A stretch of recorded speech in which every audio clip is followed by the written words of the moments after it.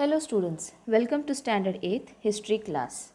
Today we are going to start lesson number 2, Europe and India. During the modern period, the various happenings in Europe had its impact on India.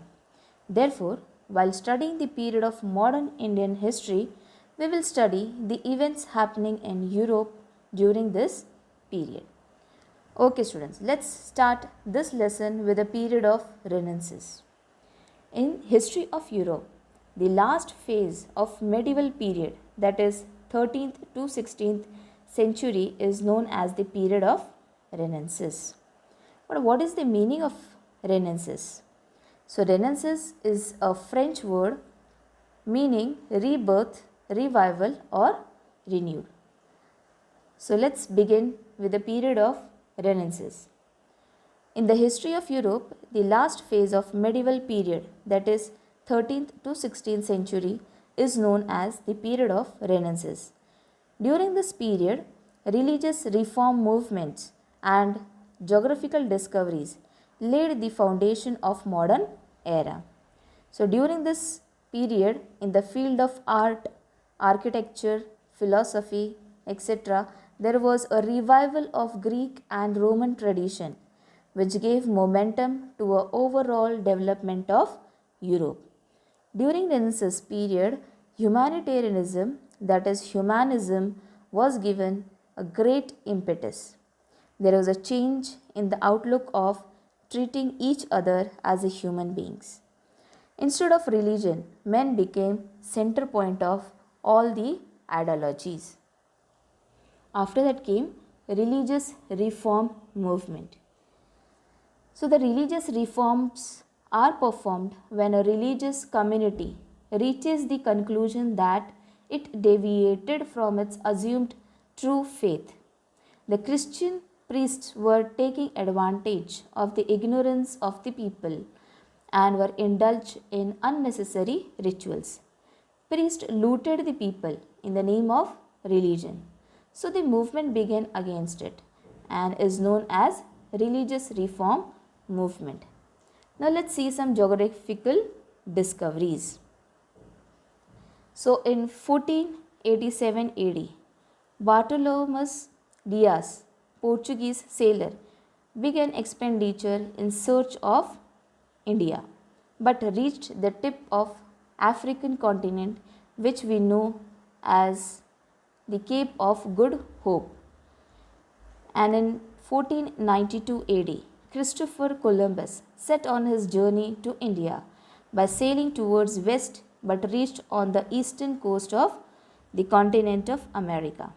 And the third discovery was in 1498 AD, Portuguese sailor Vasco da Gama managed his sail past the Cape of Hope and reached the Indian coast in Calicut.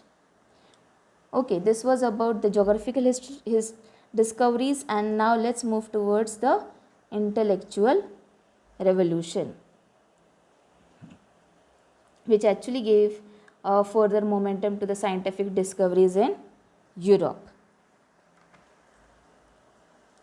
So the society starts stepping out of the past ignorance and blind faiths. The pre-established customs and traditions came to be seen from critical point of view, and the intellectual revolution gave momentum to scientific discoveries in Europe. Now there was one more revolution, that is political sphere. So now revolution in political sphere. There was a development of parliament and democracy in England. There was a change in the form of cabinet system. The Bill of Rights 1689 laid limitations on the power of the king, and the sovereignty of a parliament was established. Then we have American War of Independence. The imperialist European countries took control of different regions of America and established their colonies. And England established 13 colonies on the east coast of America. And England declared a war to suppress American colonies. So the American colonies organized the army under the leadership of George Washington and finally won against England. After that we have French Revolution. Now in 1789 AD, the people of France revolted against the uncontrolled and unjust monarchy and feudalism and established a republic. So this event is known as French Revolution. The French Revolution gave to the world the three values: liberty, equality and fraternity. After that there was a rise in capitalism. So how there was a rise in capitalism? Let's see.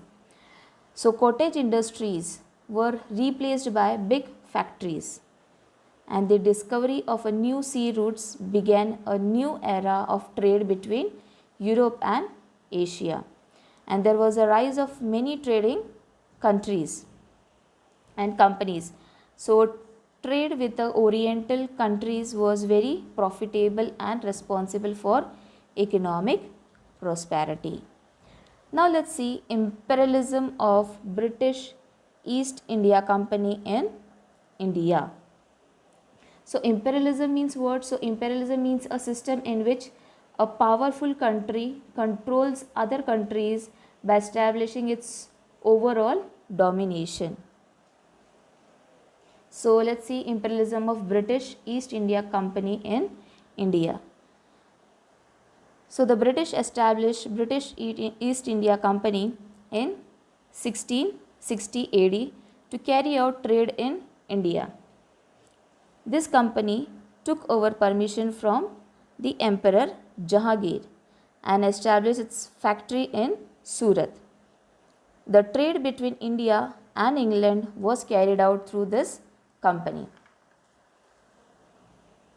Next we have struggle between English and French. So England and France were rivals in the competition for trade in India. Due to this, there were three wars fought between them, which are known as the Carnatic Wars. In the Third Carnatic War, England finally defeated France. Then we have the foundation of rule of India Company in Bengal. So in 1764 AD, Battle of Buxar was fought in Bihar. After this battle, British East India Company got the rights to collect the revenue from Bengal province as per the treaty. Treaty is an agreement, of Allahabad. In this manner, the foundation of British rule in India was laid in Bengal. After that, we have British-Mysore struggle. Now, this is all about India. How the Britishers took over this India. So now, British-Mysore struggle. After the death of Hyder Ali, the first picture is of Hyder Ali and second picture is a son of Hyder Ali. His name is Tipu Sultan. So after the death of Hyder Ali, his son Tipu Sultan became the ruler of Mysore, and he tried his best to fight against the British. But unfortunately, Tipu Sultan also died in the battle in 1799. So in this manner, the British took control of Mysore territory. Now then, British moved towards Sindh. So British control over Sindh. So English started establishing their influence over Afghanistan. So the route towards Afghanistan went through Sindh. So the British understood the importance of Sindh, and hence they captured Sindh also in the year 1843. Next they moved to Sikh community. So the Sikh community thought that the British will attack Punjab, and hence they launched an attack on the British. So in this first Anglo-Sikh war, the Sikh were defeated, and in the second war, the Sikh had to face defeat again. And finally, in the year 1849, the British captured the entire region of Punjab. Okay, so students, this is how Britishers captured Bengal, Mysore, Sindh, entire Punjab region. Okay, so this was all about Europe and India. I hope you all understood this lesson. So in the next lesson, we will study how the British strengthened their foundation of rule in India by defeating the Marathas in the next chapter. Thank you.